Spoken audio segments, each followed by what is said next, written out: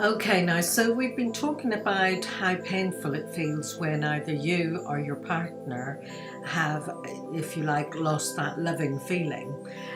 You can feel quite lonely and lost and disconnected, and it feels quite painful and sometimes hopeless. You're not sure if you're ever going to be able to get it back again. And so I've talked to you in another video about how you can create the conditions for recovering those loving feelings, and it's important to create those conditions. So how do you do that? Well, first of all, the reason why it is also painful is because we come into the world with a biological need to bond to our mothers, but fundamentally to bond. And that means that we need physical closeness, we need emotional openness, we need affection and warmth and nurture. We actually need all those things. Now, we also need food and, we need shelter and all of those things. But as adults, we can provide those things for ourselves. But that need for connection, for physical closeness, for touch, and the need to touch and to be touched, to engage. We actually need to be in a relationship with another person. And when that other person is your husband or your wife, and it looks like that's not happening, that is painful. So, like I say, first of all, you create the conditions. Secondly, you actually set about, I've said agree to be kind, be caring, to spend time and attention with each other.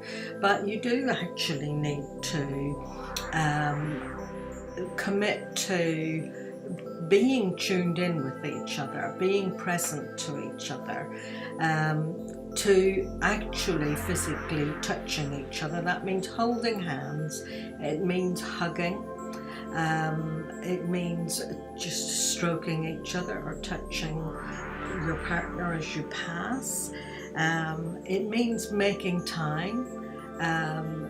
By making time and sitting down to talk and to touch, and even if it's just a hand on the shoulder, all of those things say you matter, you're important, you're special, or you're valuable to me, you're worth my time and attention. Now, that is a form of nurture, and if you keep that up, then both of you will begin to feel at least feel a connection returning. Now, the important thing here is not to turn this into a sexual encounter. If you both feel like making it a sexual encounter, that's fine, but that's not what I'm talking about here. I'm talking really about building emotional intimacy and taking your relationship to a new level, getting it past this sticking point and bringing it on to a level where you actually are starting to develop emotional intimacy. Because what happens sometimes, because we have such a need for physical closeness and for touch, and if we're not able to do that emotionally and be emotionally expressive, then often it gets subsumed into the sexual relationship. And of course, eventually the sexual relationship dies down because there isn't the emotional connection going on. So to get the spark back in your sexual relationship, you actually need to pull back a bit and establish a more emotionally expressive relationship. And you do that by spending time, giving attention, by touching, by tuning into each other. Now, also, part of what happens here when we do that, when we create those kind of conditions and we put that kind of connection into it is we all come into the world, as I say, with a biological need for bonding. But you know, I'm reminding myself of the childcare practices that certainly were around when I was born in the 40s, but in the 50s and the 60s and even in the 70s, the child rearing practices were about, you know, babies, if they're crying, just leave them to cry it out, because it's not good for them to be picked up. You'll only spoil them. So babies and children were left to cry. Occasionally they'd be picked up, but don't pick them up too much. So, but also feeding regimes were every 4 hours on the clock. If a baby didn't have its whole feed and felt hungry after 2 hours, the rules of the game were, no, don't pick them up and feed them. They have to wait, and you know, you feed them and make it regular. So actually, babies back then, and I would have been one of them, and probably a lot of you who are watching this, you may have been one of them, or your parents may have been one and actually then carried those practices on with you. Actually, those babies were emotionally neglected. And those things affected their attachment. How things were at the beginning of life affect how we are in our relationships.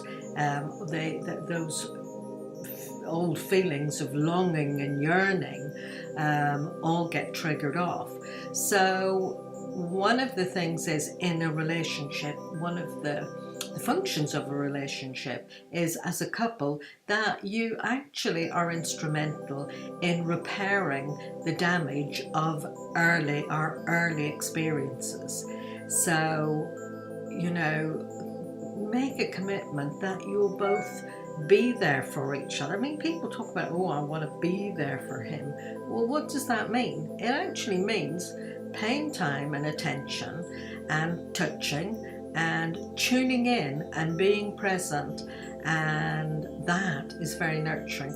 If you've got a partner who doesn't seem able to do that, see a therapist, because part of the therapeutic process is that you get that kind of connection from a therapist, or even a well-trained coach will tune into you, will be responsive, will be caring, and will help you to work your way through.